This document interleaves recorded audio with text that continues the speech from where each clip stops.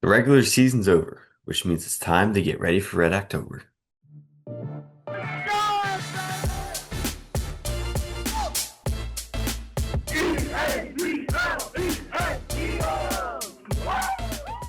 Welcome back to another episode of Philly Sports Now. Quick recap of the 2025 regular season because it was a special one. Before we dive into the stress of playoff baseball, it is important to sit back, take note of what this team was able to do throughout the season.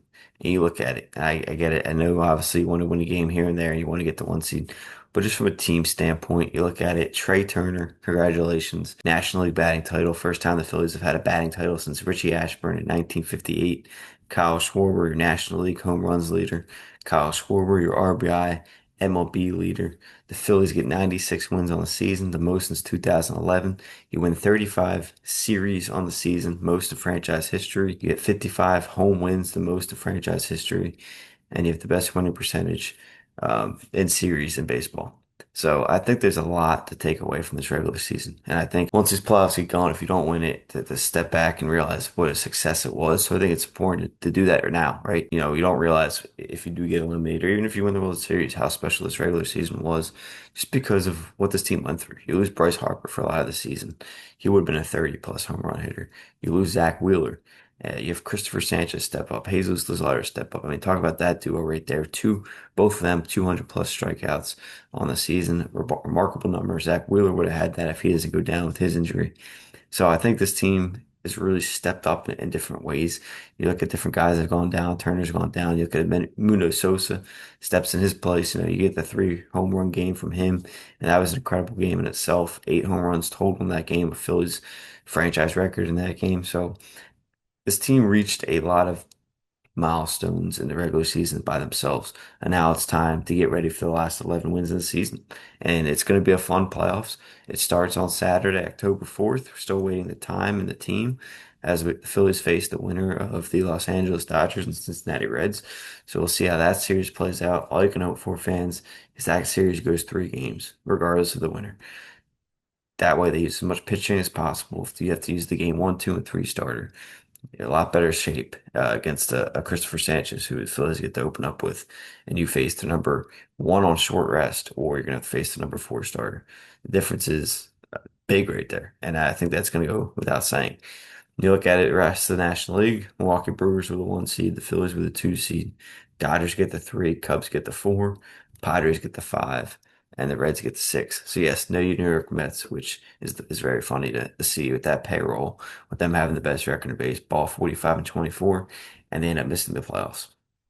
So again, just a special regular season for the Phillies. It ends with back-to-back National League East Division titles, and I think that's where it goes. And I think this team realizes. I think this team's ready to take the next step.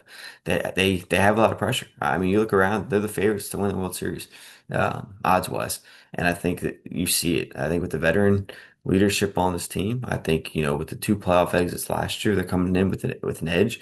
And I'm excited to see how this goes. But I mean, a lot of credit to the way they finished the regular season.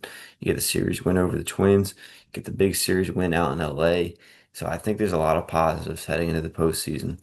Unlike last year, I mean, you realize how well the Phillies played in the first half. You kind of felt that collapse leading into that Mets series with the struggles. So this year, you're one of the best teams in the second half, second or tied for second in the league, behind the Guardians, and then tied with the Brewers. So you're going into this postseason with some momentum off that series win, off a great regular season, and I think it goes without saying. I mean, you see the players on this team, and it's time for them to take the next step and find ways to win these games.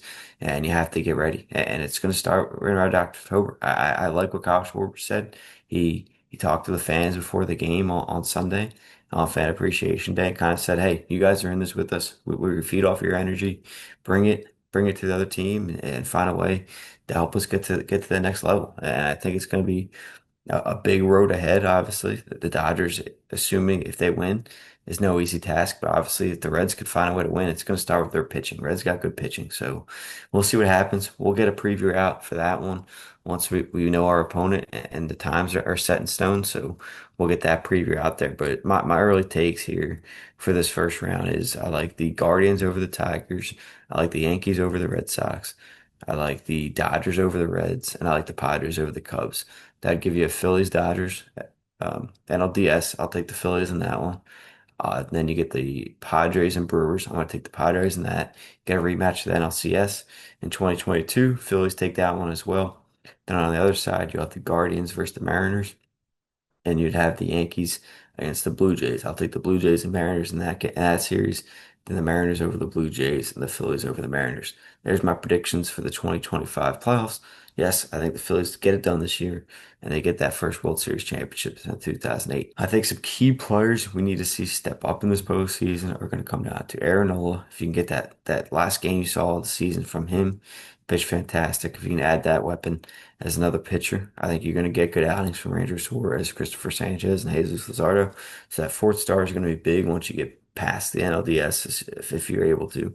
And then from the batting side, I think it's going to come down to the outfield. I mean, we don't know which rotation it's going to be, but I think you got to get big pickup from Castellanos or Kepler. I think there's going to be two guys that are going to find situations where they need a drive and run. So you know what you're going to get at the top of the order. Turner's going to hit guys, get on base. Schwarber's going to hit him in. Harper's going to hit him in. It's going to come down to an Alec Bohm and then the Castellanos Kepler platoon. But again, we'll get to that breakdown once the series is set. Thanks for listening to another episode of Philly Sports Now. Thank you for continuing to listen and thank all of our fans.